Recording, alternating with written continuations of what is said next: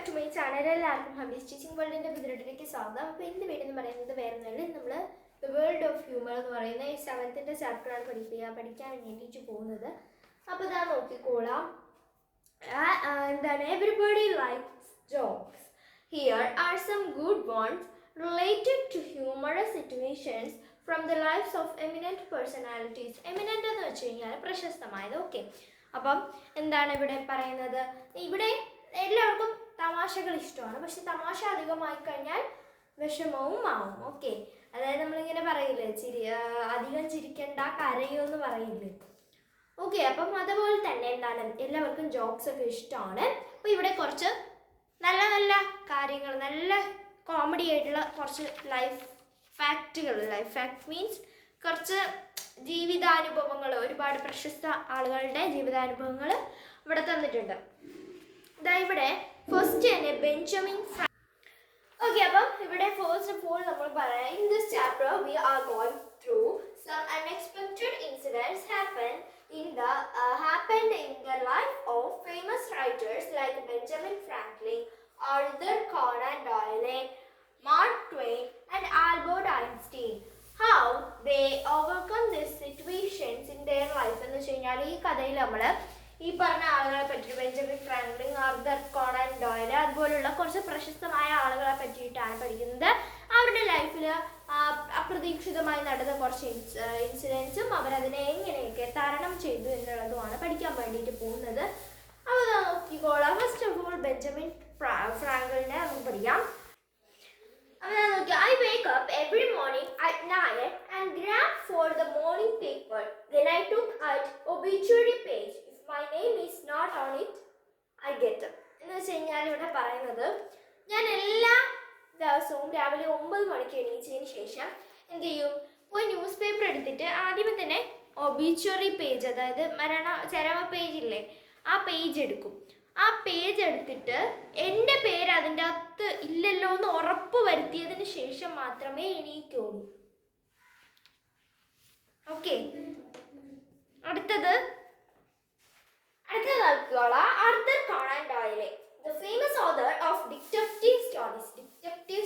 Stories എന്ന് വെച്ചാൽ detective Mehul എന്നൊക്കെ പറഞ്ഞിട്ട്, ഓക്കെ, ഡിറ്റക്റ്റീവ് മെഹുൽ എന്ന് പറയുന്ന ഒരു കാർട്ടൂൺ ഉണ്ട്. നിങ്ങൾക്കറിയാം, IQ ക്വസ്റ്റ്യൻസ് ഒക്കെ ചോദിക്കുന്ന ഒരു ചെറിയ കാർട്ടൂണാണത്. ഞാൻ മുമ്പ് കാണുമായിരുന്നു.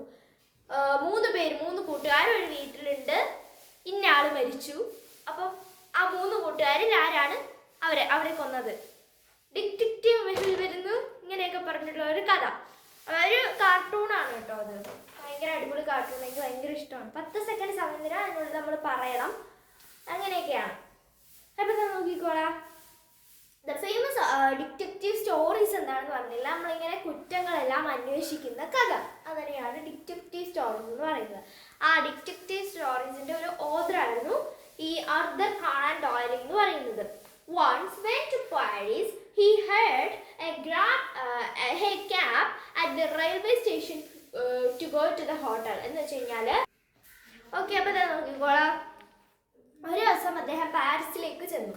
പാരീസിൽ പോയപ്പോൾ അവിടെ അദ്ദേഹം ഒരു ക്യാബ് മീൻസ് ഒരു ടാക്സി ഇല്ലേ, അത് തന്നെ, അവർ ടാക്സി ഇങ്ങനെ വാടകയ്ക്ക് ഇങ്ങനെ കൈ നിർത്തിയിട്ട് നമ്മൾ പറയൂലേ, എന്നെ ആ ഹോട്ടലിൽ കൊണ്ടാക്കുക, ഈ ഹോട്ടലിൽ കൊണ്ടാക്കുക, എന്നെ അവിടെ കൊണ്ടുപോകണം, ഇവിടെ കൊണ്ടുപോകണം എന്നൊക്കെ പറയില്ലേ, ആ ടാക്സി എടുത്തിട്ട് അദ്ദേഹം റെയിൽവേ സ്റ്റേഷനിൽ നിന്നാണ് ആ ടാക്സി വിളിക്കുന്നത്. എന്നിട്ട് എന്ത് ചെയ്തു, ഹോട്ടലിലേക്ക് പോകാൻ വേണ്ടി.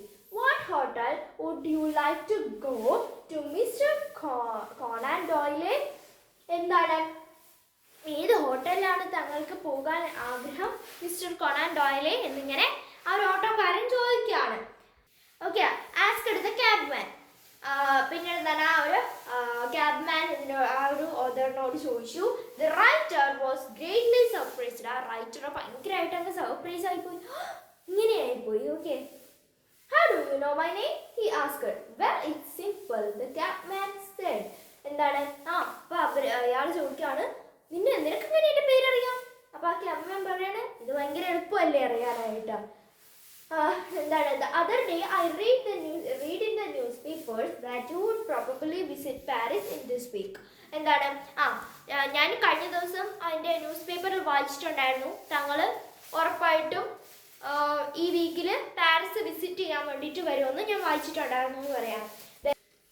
ഓക്കെ, അപ്പോൾ അടുത്ത് നോക്കിക്കോളാം. എന്താണ് ദ ക്യാപ്മാൻ സൈഡ് ഇവിടെ എത്തി തെറ്റി മൊത്തത്തിൽ.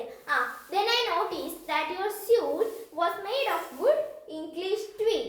ട്വീഡ് എന്ന് വെച്ച് കഴിഞ്ഞാൽ ഒരു ഫാബ്രിക് കേട്ടോ, സ്യൂട്ടും കോട്ടൊക്കെ ഉണ്ടാക്കാൻ ഉദ്ദേശിക്കുന്ന ഫാബ്രിക്, ഒരു വസ്ത്രത്തിൽ നല്ല വൃത്തിയിൽ.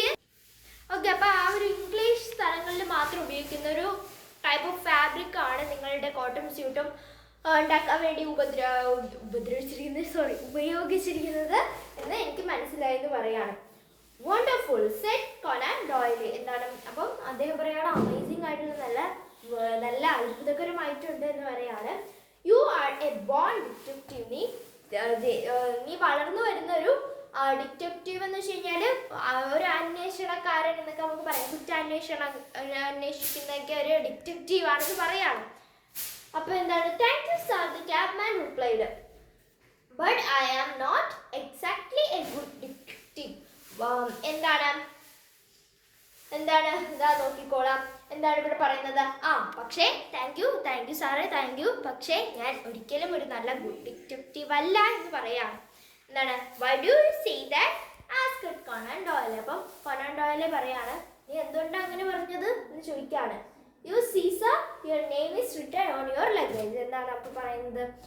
നിങ്ങൾ കണ്ടില്ലേ, അപ്പോൾ ഒരു ക്യാബ്മാൻ ഇങ്ങനെ പറയാണ്, നീ എന്താ പൊട്ടനാണോ എന്നുള്ള ഭാഗത്തിൽ ഇങ്ങനെ പറയാണ്. എന്താ, നിങ്ങൾ കണ്ടില്ലേ, നിങ്ങളുടെ ലഗേജിൽ തന്നെ നിങ്ങളെ പേര് എഴുതി വെച്ചിട്ടുണ്ടല്ലോ, അതൊന്ന് കണ്ടിട്ടാണ് ഞാൻ നിങ്ങളെ പേര് വിളിച്ചത് എന്ന് പറയാണ്. എന്ത് മണ്ടനാണ് നീ. ഓക്കെ, അപ്പം എന്താ വീഡിയോ ഇത്രയുള്ളൂ. എല്ലാവർക്കും ഇഷ്ടപ്പെട്ടിരിക്കുന്നു. സബ്സ്ക്രൈബ് ചെയ്ത് ലൈക്ക് സപ്പോർട്ട് ചെയ്യാൻ പറ്റുള്ളൂ.